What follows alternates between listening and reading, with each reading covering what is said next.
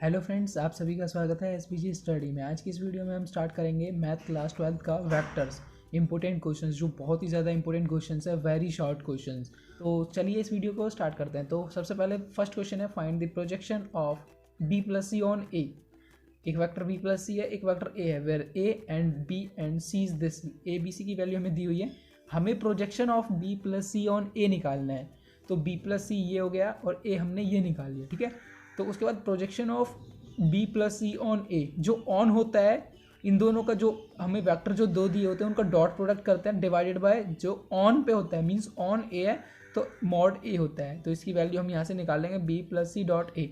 Dot कैसे निकालते हैं, इसका कोफिशिएंट मल्टीप्लाई हो जाता है, फिर प्लस इसका और इसका, जैसे 2 into 1 2 6 plus 2 into 1 2 divided by this, and इसका आंसर निकल जाएगा।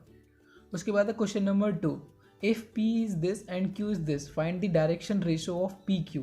तो PQ के डायरेक्शन रेशो निकालने सबसे पहले हम इक्वेशन ऑफ PQ निकालेंगे।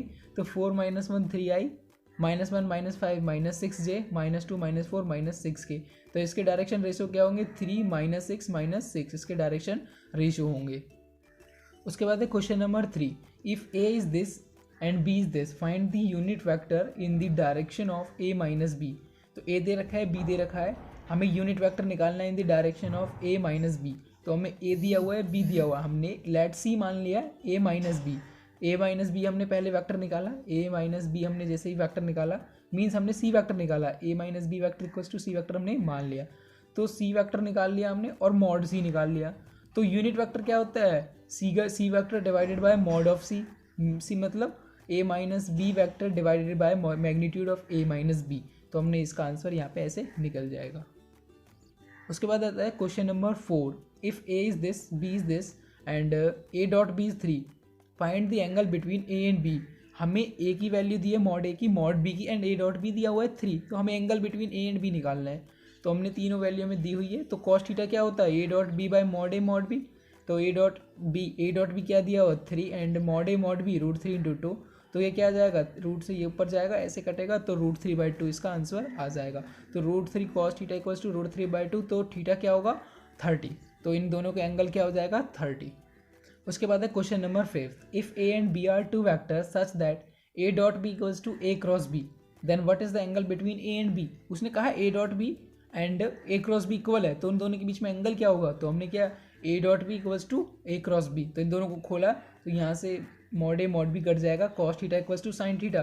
तो यहाँ से मैंने divided by sine cos theta से डिवाइड कर दिया, तो sine theta by cos theta equals to 1, sine theta by cos theta equals to 1, और यहाँ पे cos theta divided by cos theta 1 आ जाएगा। तो sine theta by cos theta equals to क्या आएगा टेन थीटा, और टेन थीटा इक्वल्स टू 1, तो थीटा इक्वल्स टू π/4। तो इन दोनों के बीच का जो एंगल होगा वो क्या आएगा π/4 इसका एंगल आ जाएगा। उसके बाद है right the projection of the vector i minus J on the vector of i plus J. इसको आपको खुद करना है और कमेंट में इसका आंसर आपको देना है। तो कमेंट में इसका आंसर देंगे। तो इससे पहले जो क्वेश्चन कराया था, ये वेक्टर डिवाइडेड बाय दिस, तो इन दोनों का डॉट बाय क्या होगा, इन दोनों का डॉट डिवाइडेड बाय दिस का मैग्नीट्यूड। तो मैंने इससे पहले वाली क्वेश्चन में आपको बताया था। उसके बाद question number 7, find vector X if for A unit vector A x minus A dot X plus A equals to 15। तो x minus A dot X minus A dot X plus A equals to 15। तो इन दोनों का हम क्या होगा, mod X square minus mod of A square equals to 15। तो mod of X square equals to 15। A की वैल्यू क्या थी, A is a unit vector, तो ए की वैल्यू 1 होगी, तो ये इधर जाएगा तो +1, तो x इक्वल्स टू क्या जाएगा 4 आंसर। तो x इक्वल्स टू क्या आएगा 4। उसके बाद है question number 8, find the value of p for which the vector 3i + 2j + 9k and i - 2pj + 3k are parallel. हमें p की वैल्यू निकालनी है अगर ये दोनों वेक्टर इक्वल है। तो हमें पता है two vectors are parallel if a1/a2 = p1/p2 = c1/c2, a1 b1 c1 a2 b2 c2। तो हमने इसको निकाला, तो ये तीनों इक्वल होंगे, तो किसी से भी आप यहाँ से p की वैल्यू निकाल सकते हो। उसके बाद है question number 9, if A vector and B vector are perpendicular vectors a + b equals to 13 and mod a equals to 5, find the value of b vector. तो ये आपको बहुत ही अच्छे से करना है और बहुत ही अच्छा क्वेश्चन है। If a and b are perpendicular vector then a dot b क्या होगा 0 होगा।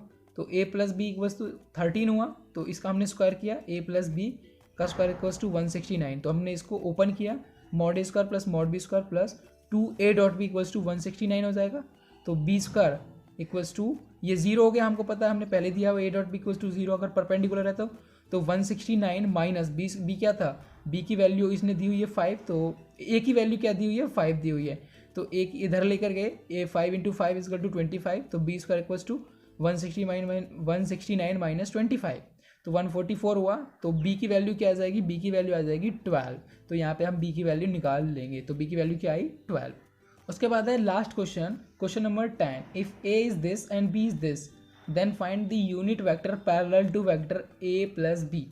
तो यूनिट वेक्टर निकालना है जैसे हमने पहले निकाला था, थोड़ी अभी पहला वाला क्वेश्चन किया था थोड़ी देर पहले, तो वो ऐसी ही है। तो हमने यूनिट वेक्टर मीन्स इसका वेक्टर डिवाइडेड बाय इसका मैग्नीट्यूड हम कर देंगे। तो ए प्लस बी हमने निकाला और ए प्लस बी का हमने मैग्नीट्यूड निकाला और इसका आंसर निकल जाएगा। बहुत सिंपल क्वेश्चन। तो पहला क्वेश्चन है, if vector A B and C are such that A plus B plus C equals to 0 है, vector A equals to 3, vector B equals to 5 and vector C equals to 7, find the angle between A and B. तो हमें यहाँ पे क्या है, हमें एक condition यहाँ पे ये दी हुई है और ए बी और सी की हमें वैल्यू दी हुई है और हमें पूछा है angle between A and B. तो आपको क्या करना है, हमें दिया हुआ है A plus B plus C equals to 0, तो A plus B equals to क्या कर दिया हमने माइनस सी, क्योंकि हमें ए और बी के बीच में निकालना है एंगल। तो A plus B equals to minus C vector, तो ए प्लस बी हमने इसको स्क्वायर कर दिया, A plus B into A plus B equals to C into C. तो क्या हो जाएगा, तो जैसे ही हम इनकी मल्टीप्लाई करेंगे तो ए का ए से, बी का ए से, ए का ए से, ए का बी से, फिर बी का ए से और फिर बी का बी से, तो ये हो जाएगा A dot B dot A and B dot B equals to C dot C. तो यहाँ पे क्या होगा, ए डॉट ए प्लस ये दोनों सेम है, मीन्स हमें पता है A dot B equals to B dot A, तो 2a dot B plus B dot B into C dot C means क्या हुआ, मॉड ऑफ ए, यहाँ पे क्या हुआ मॉड ऑफ ए स्क्वायर है, यहाँ पे ये ए स्क्वायर प्लस 2, इसको खोलेंगे तो mod A mod B cos theta plus mod B square equals to C mod C square. तो हमें पता है मॉड ए बी सी की वैल्यू हमें पता है, तो सी क्या हो जाएगा 7 इंटू 7 49 25 और ए स्क्वायर इक्वल्स टू 9। तो यहाँ पे क्या हो जाएगा 5 दिया 15 दूनी 30 30 cos theta equals to 49 minus 25 minus 9, तो इक्वल्स टू आ जाएगा 15 और 15 डिवाइडेड बाय 30 इक्वल्स टू 1/2। तो हमारे पास कॉस थीटा इक्वल्स टू 1/2 आ गया, means theta equals to 60 degree हमारे पास आ गया है। उसके बाद है क्वेश्चन नंबर 2, यूजिंग वैक्टर्स को यूज़ करके find the area of triangle with vertices A B and C है। उसने हमें ए बी और सी वर्टिसेस दी है, तो और उसने कहा है कि हमें जो ट्रायंगल का एरिया बताना है। तो हमें पता है एरिया ऑफ ट्रायंगल क्या होता है 1/2 A B into B C, ये आपको ध्यान रखना है, क्वेश्चन आ सकता है, बहुत ज़्यादा इंपॉर्टेंट है, क्वेश्चन आ सकता है। तो क्या हो जाएगा, हम पहले ए बी निकाल लेंगे फिर बी सी निकाल लेंगे, ए बी निकाला और बी सी निकाला, उनका क्रॉस प्रोडक्ट किया, ये आया। क्रॉस प्रोडक्ट करने के बाद जब इसका हम mod A B cross A C vector जब हम निकालेंगे तो इसका क्या आएगा √61, क्योंकि 6 इंटू 6 36, 3 इंटू 3 9, 4 इंटू 4 16 को हम ऐड करेंगे तो √61 आंसर आ जाएगा। तो 1/2 इंटू √61, तो यहाँ पे ये इसका आंसर आ जाएगा। उसके बाद है क्वेश्चन नंबर 3, ध्यान से देखना, if A equals to this, A vector दिया है बी वेक्टर दिया है, then find the value of lambda, क्योंकि B equals to 5i minus J plus lambda यहाँ पे दिया हुआ है इंटू के। तो find the value of lambda so that A plus B and A minus B are perpendicular vector. तो हमें पता है अगर दो वेक्टर परपेंडिकुलर होते हैं तो क्या होता है, उनका dot A dot B equals to 0 हो जाता है, मीन्स एक वेक्टर दो वेक्टर। तो यहाँ पे एक वेक्टर दिया हुआ है ए प्लस बी और एक वेक्टर दिया हुआ है ए माइनस बी, इन दोनों को परपेंडिकुलर करना है। तो लैम्डा की परपेंडिकुलर है ये दोनों, तो लैम्डा की वैल्यू निकाल ली है। हमें ए वेक्टर दिया हुआ है बी दिया हुआ है, तो हम ए प्लस बी निकालेंगे जो कि ये आ जाएगा, और ए माइनस बी निकालेंगे। हमने ए प्लस बी और ए माइनस बी निकाला, तो A plus B and A minus B are perpendicular when A plus B dot A minus B equals to 0, means एक ये वेक्टर और एक ये वेक्टर, दो वेक्टर परपेंडिकुलर कब हो गए, जब उनका डॉट इक्वल्स टू 0 हो जाएगा। तो डॉट करेंगे तो क्या होगा, इन दोनों का डॉट प्रोडक्ट इक्वल्स टू 0, तो ये दो वेक्टर्स है इक्वल्स टू हम 0 कर देंगे। तो यहाँ पे क्या होगा -4 into 6 -24, 0 into -2 0 and 7 minus lambda into 7 plus lambda हम करेंगे तो 7 7 49 माइनस लैम्डा स्क्वायर। तो यहाँ से हम लैम्डा की वैल्यू आराम से निकाल सकते हैं और लैम्डा की वैल्यू आ जाएगी +-5। तो ये था थर्ड क्वेश्चन। उसके बाद है question number 4, using vectors, vectors use करना है, find the area of triangle A B C whose vertices are this and this. ये तीन हमें वर्टिसेस दी हुई है, तो इसका हमें एरिया निकालना है। इससे पहले हमने क्वेश्चन किया था तो वो भी कुछ ऐसा ही था। तो इसका एरिया क्या होगा, 1/2 बी ए क्रॉस बी सी। तो बी ए निकाल लेंगे, बी सी निकाल लेंगे, उनका क्रॉस प्रोडक्ट, और उनका क्रॉस प्रोडक्ट करने के बाद उनका मैग्नीट्यूड निकालेंगे और 1/2 से उसे हम डिवाइड कर देंगे। इसका हमने मैग्नीट्यूड निकाला, पहले क्रॉस प्रोडक्ट निकाला, उसके बाद हमने मैग्नीट्यूड निकाला, 1/2 इंटू मैग्नीट्यूड, और इसका आंसर आ जाएगा। तो ये भी एक सिंपल क्वेश्चन है और आने के चांसेस भी है, तो आप इन्हें ज़रूर करके जाए। उसके बाद है question number 5, so that the 4 points A B and C and D with position vectors, A को ये दिया हुआ है, बी दिया हुआ है, सी दिया हुआ है and D respectively are coplanar. इसने कहा ये तीनों ये चारों जो वेक्टर है, जो चार ये पोजीशन वेक्टर्स दिए हुए हैं, ये कोप्लेनर है, इनको हमको शो करके दिखाओ। तो हमें सबसे पहले पता होना चाहिए कि इसकी कंडीशन क्या होती है कोप्लेनर की। तो इसका क्या होता है, बॉक्स इक्वल्स टू 0 होती है। इफ 4 पॉइंट्स आर कोप्लेनर, कब कोप्लेनर होंगे, जब A B A C and A D का जो बॉक्स प्रोडक्ट होगा वो इक्वल्स टू 0 होगा। तो 0 कब होगा उसका, हमने ए बी निकाला, ए सी निकाला, ए डी निकाला।